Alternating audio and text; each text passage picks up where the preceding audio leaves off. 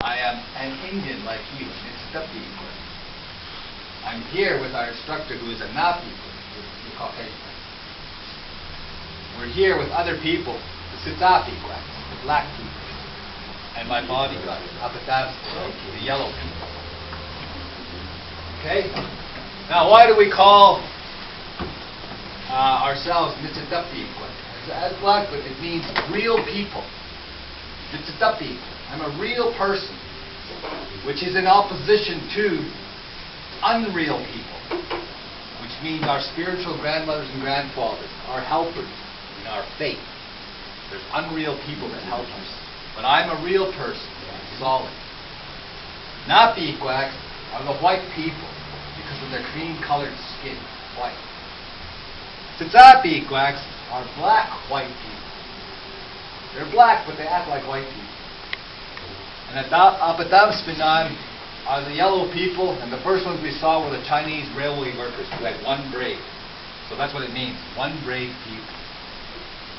So we recognize 150 years ago, that there basically are four different types of people on the earth. But for us, we're Nitsatapi. You guys say Dihio, right? Not really. That's okay. Okay, we all have our ways of describing what these people are, right? All people. So my name is Sotana. In our way, I took the name Sotana. I have it in my religious office. I had the right to take a name. So I took the name Sotana. Sotana was the war partner to my great-great-grandfather. His name was Biniquia, seen from afar. So these guys were war partners. Seen from afar was the chief of the South Bloods. Sudana was the chief of the North Bloods. They signed the first treaty with the Blackfeet in the United States in 1855.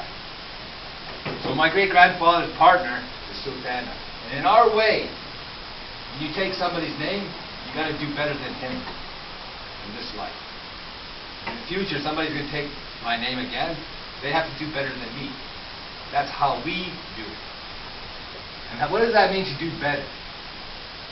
It means to live a good life, be moral to all things, walk, swim, fly, crawl, have respect for the life, and live your life the best way possible. And at the end, when it's over, people will say, well, he did his best.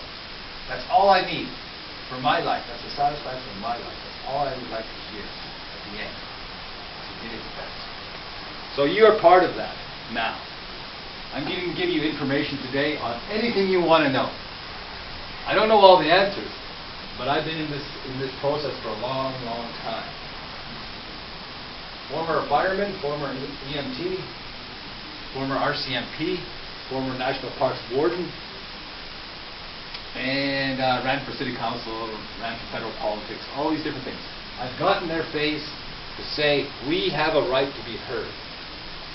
Indigenous people. And indigenous people is the right word in the social setting we are right now because of the United Nations Declaration of Indigenous Peoples' Rights. You are indigenous to this place, which means you come from here. And that declaration was affirmed this past year by Canada, the United States, New Zealand, and Australia.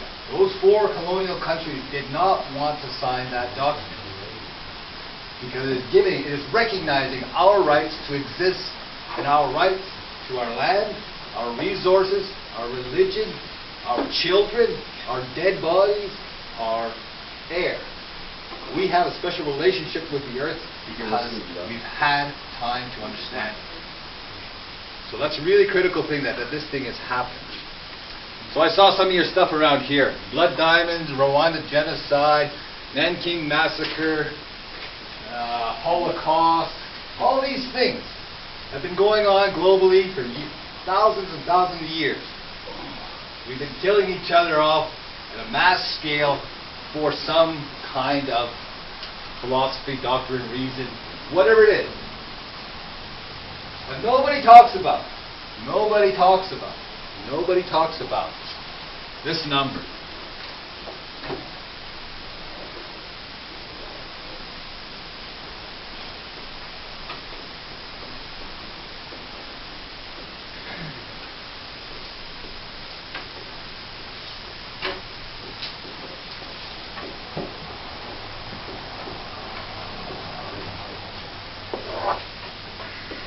What do you think that is?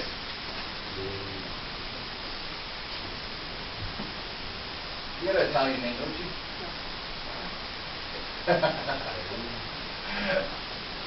519 years ago, what happened? Columbus? Columbus got lost. He hit Jamaica, Bahamas, and discovered the new world. Nobody talks about 500 million indigenous people that used to be here. We've had 519 years of continuous genocide. That's true. Nobody talks about it. That's why Canada, the United States, Australia, and New Zealand did not want to sign that document. Because it's an affirmation that this has happened. So they like know that happened and they just like kind of cover it up kind of thing, or? How they did it was documents. And we'll call it what it is today for us foolish people.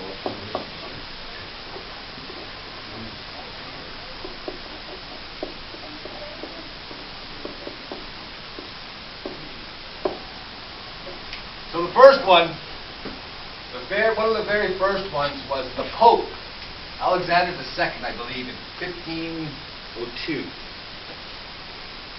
He basically said to the kings and queens of Europe, go forth in the name of the Catholic Church,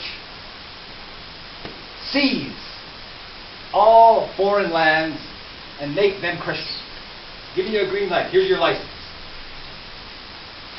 So, all these colonial powers all over the world went out, and if we didn't convert, the Africans didn't convert, if the Asians didn't convert, if the Indians didn't convert, the Pope gave them permission to kill them all and take their lives.